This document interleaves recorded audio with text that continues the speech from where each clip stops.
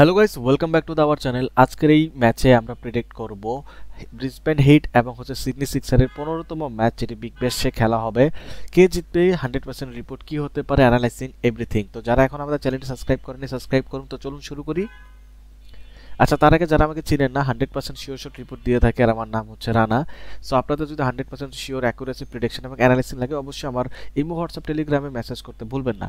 Last 5 ম্যাচের আমরা এখানে কথা বলে ব্রিসবেন হেড এবং গিয়ে সিডনি সিক্সার দুইজনে এগিয়ে রয়েছে। লাস্ট 10টা ম্যাচের হেড টু হেড দেখলে 5টি দুটা দলই জিতেছে। এবং মজার বিষয়, এখানে একটা ফান ফ্যাক্ট, লাস্ট 5টা ম্যাচের ভিতরে 4টা কিন্তু এখানে ব্রিসবেন হেড জিতেছে, একটা মাত্র এখানে সিক্সার জিতেছে। সো হেড টু হেডে সমান সমান হলেও লাস্ট 5 ম্যাচে কিন্তু এখানে ব্রিসবেন হেড এগিয়ে থাকবে।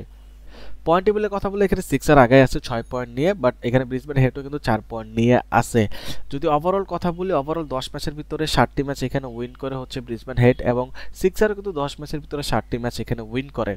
বাট এই মাঠের কথা বললে, এই মাঠে কিন্তু ব্রিসবেন 10টা ম্যাচের ভিতরে 9টা উইন করে। আর এখানে যদি আমরা দেখি যে এখন অবধি সিক্সার এখানে 9টা ম্যাচ খেলেছে এবং 66% ম্যাচ তারা উইন করছে। 60% ম্যাচ উইন করাও কিন্তু খুব একটা খারাপ না, মানে 9টা ম্যাচের ভিতরে কিন্তু এখানে সে 5টা ম্যাচ বা 6টা ম্যাচ সে উইন করতেছে। সো এটাও খুব ভালো রেকর্ড। বাট ওভারঅল যদি দেখা যায়, ব্রিসবেন হেড এখানে এগিয়ে থাকবে। এটা কিন্তু ব্রিসবেন হেডের হোম গ্রাউন্ডে খেলা হবে, গাভাতে খেলা হবে। এইখানে কিন্তু ফার্স্ট ব্যাট এবং সেকেন্ড ব্যাট দুইজনই সমান সমান থাকে। এখানে মূলত টিম কতটা ভালো তার উপরে ডিপেন্ড করে এই গ্রাউন্ড, কারণ আগে এবং পরে দুই জায়গায় সেম থাকে পিচ, যার রেজাল্ট আপনারা এখানে দেখতে পারেন। পেসাররা কিন্তু 70 বা 80% উইকেট তারা নেয় এবং 20% উইকেট মাত্র স্পিনাররা নেয়। তার মানে ডেফিনেটলি এখানে স্পিনারদের খুব একটা চলে না এখানে বলা যায়।